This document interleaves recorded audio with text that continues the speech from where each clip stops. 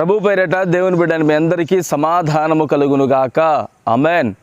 ప్రియమైన దేవుని బిడ్డారా, మనము పలు సందర్భాలలో ఆలోచన ఏమి కలిగి ఉంటామంటే, నా జీవితం అంతయు ఆశీర్వాదకరముగా లేదు, నేను కన్నీళ్ల మధ్యలో ఉన్నాను, కృంగిపోయి ఉన్నాను, ఈ సమస్యలతో పోరాడలేక జయించలేక నేను ఆత్మహత్య చేసుకుంటే బాగుండును అని చెప్పి చాలామంది బాధపడుతూ ఉంటారు.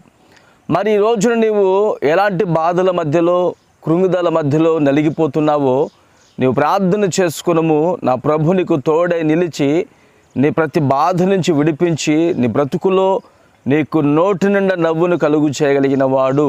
పరిశుద్ధ గ్రంథంలో ఒక మాట తెలియపరుస్తాను. 89వ కీర్తన 16వ వచనము. నీ నామమును బట్టి వారు దినమెల్లా హర్షించుచున్నారు, నీ నీతి చేత హెచ్చింపబడుచున్నారు. ఆమేన్. ప్రియమైన వాళ్ళరా, వారు అనగా ప్రతిష్ఠితమైన దేవుని సంఘము, వారు అనగా దేవుని ప్రజలు. ఆ దేవుని ప్రజలట ఆయన నామాన్ని బట్టి హర్షిస్తూ ఉన్నారు. ఆ నామము ద్వారా వారు హెచ్చింపబడుతూ ఉన్నారు. ఈరోజు మనకి ఘనత రావాలన్నా, ఈరోజు మనము ఘనపరచబడి సమాజంలో తిరుగుతున్నామంటే అది కేవలము యేసయ్య యొక్క నామము వలన మాత్రమే మనకు కలిగినటువంటి భాగ్యం అండి. మన గొప్ప కాదు, మన తెలివి కాదు, మన ఆలోచన కాదు, దేవుని యొక్క మహాకృప మన ఎడల అధికముగా ఉన్నది గనుకనే మనము హెచ్చింపబడుతున్నాము. మరి ఈ రోజున మనము దేవుని నామాన్ని బట్టి హర్షించే వారముగా ఉండాలి. పిల్లలు చూస్తే వచ్చే ఆ నవ్వు కాదండి, బంధువులు చూసి వచ్చే ఆ సంతోషము కాదండి.